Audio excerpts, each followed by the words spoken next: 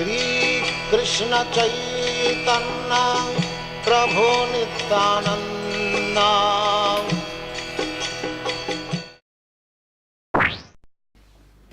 Hare Krishna.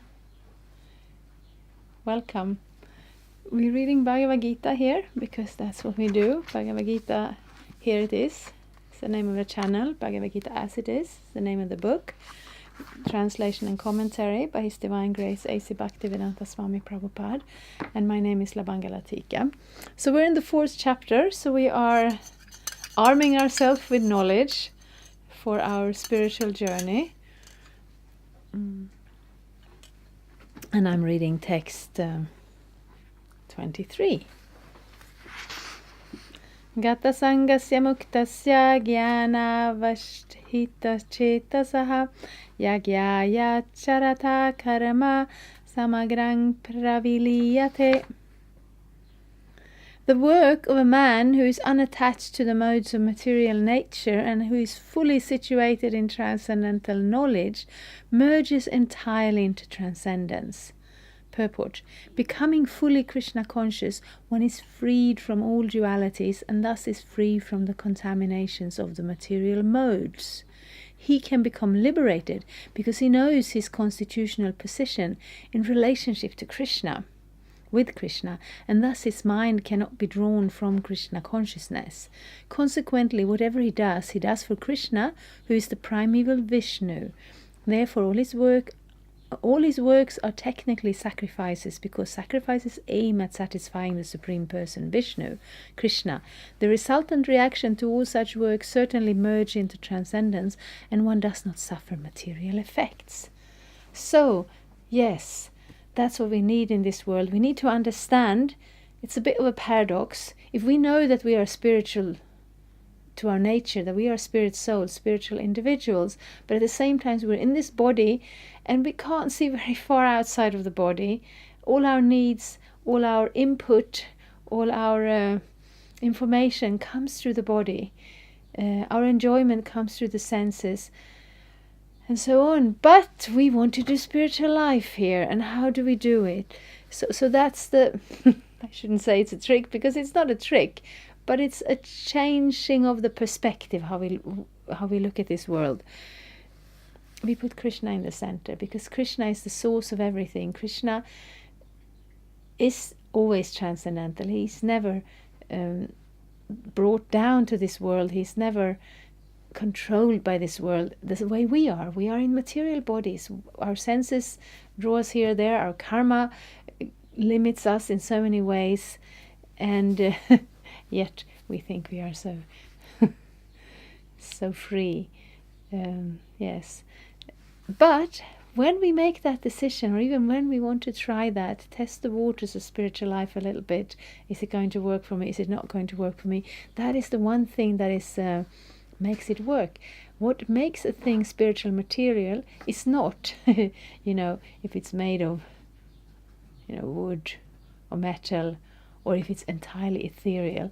Sometimes you have people who claim to be so disconnected from this material world that they don't even need to eat. They can live of light only. And maybe it's possible. I have my doubts, but I haven't studied it entirely. But if you live of light alone, light is also material. It is not spiritual. All these ideas, what is material, what is spiritual is that which is connected to Krishna. Because from Krishna, everything comes from him. The spiritual energy, the material energy, they're all his energies. And what is the difference? Well, there are many differences, but we can boil them down to one thing. That which is connected to Krishna is spiritual. It's just like we're saying fire. There's a difference between fire and iron. Obviously, we can see that. But if we take some iron and we put it in the fire for a long enough time, it becomes red hot, then it becomes white hot. And in action, it is no different than fire. If you touch it, you'll burn.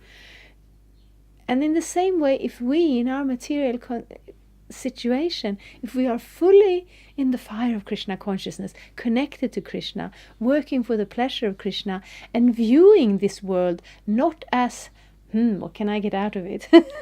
I do that. I'm terrible. I go out for, we have we don't exactly celebrate Christmas, but with my family, I think it's nice to have one time in the year where I think of them and bring them gifts and we come together and so on. And I go out for the shopping and I'm finding so many things for me because I could use that and I could use that and I could use that. So also in this world, when we look at this world as something for us to enjoy separate from Krishna, then it is material. And then we answer for all our activities ourselves in the form of karma. When we're in this world and we see everything, how can that be connected to Krishna? I go out and I watch the beautiful flowers and I'm thinking, I could make a flower arrangement for Krishna on the altar. I could make flower garlands. That would be so nice. I could offer it to Krishna. It would be pleasing to Krishna. Or anything, you go to the shop, or some of my friends, they even grow all the vegetables themselves and they're planning their patches and planting and watering and so on, and thinking, I will bring this to Krishna. Everything about it becomes spiritual because that is the difference, the way we view it and the way we use it. So that is the secret.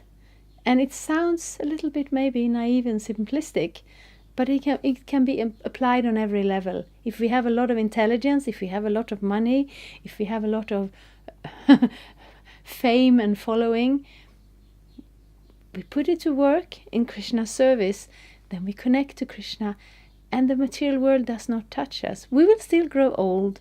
We will still experience some of the happiness and distress, heat and cold and so on. But really, we're connected to Krishna. We are existing on the level of being in Krishna's energy, using it in Krishna's service. That is the spiritual world. And then there will be no karma. Of course, we don't take up Krishna consciousness to get rid of karma. It's a side effect. That's just how it works. But it's very good to understand because karma seems to be this everything is made of it and there's no way around of it. And suddenly you realize, oh, karma is all around me. Yes, but Krishna is bigger than our karma. Our spiritual existence goes beyond our karma. I will read the next verse, text 24. Brahmarpanam Brahmahavir Brahmagno Brahmanahutam Brahmeva Tena Gantavyang Brahmakarma Samadhina. A person who is fully absorbed in Krishna consciousness is sure to attain the spiritual kingdom because of his full contribution to spiritual activities, in which the consummation is absolute and that which is offered is of the same spiritual nature. This is a little bit like, what do you call them? It sounds a little bit like a riddle, but it's just a very condensed way of describing the same thing here. Purport: how activities in Krishna consciousness can lead one ultimately to the spiritual goal is described here. There are various activities in Krishna consciousness, and all of them will be described in the following verses, but for the present, just the principle of Krishna consciousness is described. A conditioned soul, entangled in material contamination, is sure to act in the material atmosphere, and yet he has to get out of such an environment. The process by which the conditioned soul can get out of the material atmosphere is Krishna consciousness. For example, a patient who is suffering from a disorder of the bowels due to overindulgence in milk products is cured by another milk product, namely curds. The material absorbed conditioned soul can be cured by Krishna consciousness as set forth here in the Gita. This process is generally known as yajna, or activities, sacrifices, simply meant for the satisfaction of Vishnu or Krishna. The more the activities of the material world are performed in Krishna consciousness, or for Vishnu only, the more the atmosphere becomes spiritualized by complete absorption. Yes, so the example is given. If you drink a lot of milk, you might experience some indigestion. But in the Ayurvedic tradition, then you have to take yogurt instead. And then the yogurt kind of fixes the whole system. Yogurt is milk. There's no difference. But there's a little difference, and therefore it works in a therapeutic way. So similarly, activities in this existence, it entangles us in karma. But when we change those activities just a little bit, we add Krishna to it. Just like milk, yogurt is nothing but milk, but we add a little we add a little yogurt to it under the right conditions, and the milk turns into yogurt. And it has basically the same ingredients, but it works by giving us that health that the other activities destroyed. So activities in this world, it destroys our peace of mind, it binds us hand and foot, it forces us to stay in this material world and experience more and more karma all the time. Add a little bit Krishna to those activities, and they turn into the healthy Krishna consciousness that is the, the answer to the riddle. The answer to this complicated riddle of this universe, this material existence, is we add Krishna. And yagya, it has been described previously, and yagya sounds very difficult. Throughout the ages, there have been very big ceremonies of sacrifice to the demigods, the devas, but also always to Vishnu, because he's always part of it. But the basic principle of the yagya is this: the activities we do them for Krishna's pleasure. And then, of course, he will reciprocate and he will take care of us. But the more we can keep that that offering pure, the more we can do it out of love, simply to please Krishna, the more we will be elevated in Krishna consciousness. But as soon as we connect to that line of thought, in which the consummation is absolute and that which is offered is of the same spiritual nature, we will find that the person who serves Krishna, the objects that are used in Krishna's service, and the activity of Krishna's service, they are all spiritual. And that realization will grow as soon as we can connect on that level. The word Brahman means spiritual. The Lord is spiritual, and the rays of his transcendental body are called Brahma Jyotir. His spiritual effulgence, everything that exists is situated in that Brahma Jyotir, but when the Jyotir is covered by illusion, Maya, or sense gratification, it is called material. This material veil can be removed at once by Krishna consciousness. Thus, the offering for the sake of Krishna consciousness, the consuming agent of such an offering or contribution, the process of consumption, the contributor and the result, are all combined together, Brahman, or the absolute truth. The absolute truth covered by Maya is called matter. Matter, dovetailed for the cause of the absolute truth, regains its spiritual quality. Krishna consciousness is the process of converting the illusory consciousness into Brahman, or the Supreme. When the mind is fully absorbed in Krishna consciousness, it is said to be in samadhi, or trance.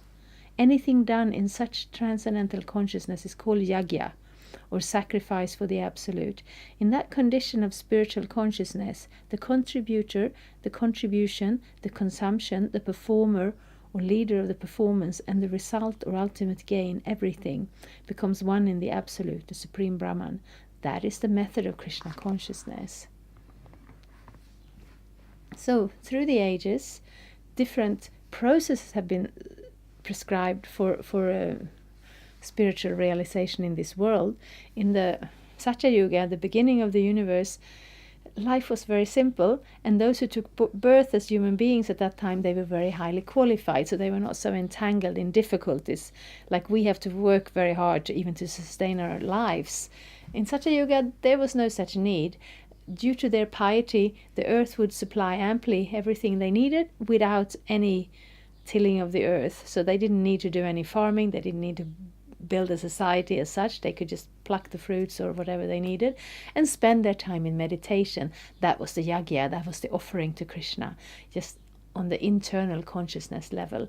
Then the next age, Treta Yuga, they were performing those yagyas that we traditionally view as yagyas, fire yagyas with lots of opulent utensils, offering of ghee and grains and other things, highly qualified brahmanas chanting the mantras. It was very costly, it demanded very qualified people to do it. The point was the same. In those yagyas, in those mantras that were chanted in the offerings, Vishnu's name was always there. The fire is considered Vishnu's mouth also.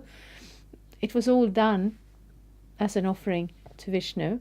Previous age, Dwapara Yuga, then there was gorgeous worship done in the temples. We still have temples. Krishna has temples all over India and now also all over the world.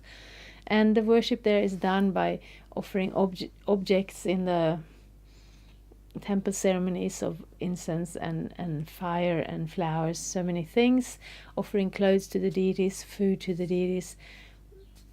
And we still do that, but the main yagya in this age is the yagya of the Sankirtan yagya, the chanting of the Lord's holy names, especially the Hare Krishna mantra.